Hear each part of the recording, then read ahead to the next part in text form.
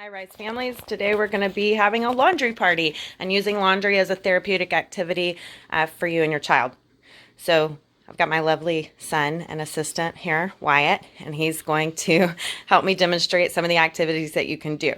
So one of the things that you can work on are dressing skills, and having your child use oversized clothes helps with their dressing skills, especially like socks, pants.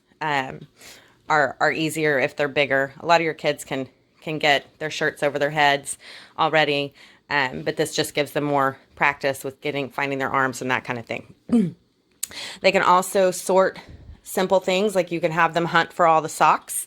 You could have them match them if you want to, or simply just that visual perceptual activity of, hey, your job is to find all the socks. That's a good skill for them.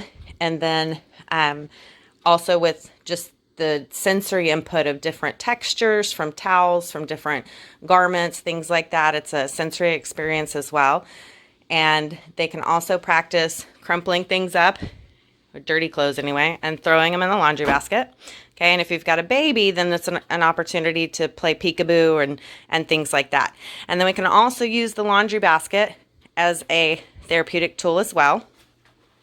So your children will probably fit much better than my child will. But having kids climb into a laundry basket, putting a pillow in there, using it as kind of it's a calming space for them. They can read a book or something like that. You can also, well, I can't push him, but in theory, you should be able to push or pull it around. Go ahead and hop out, Wyatt.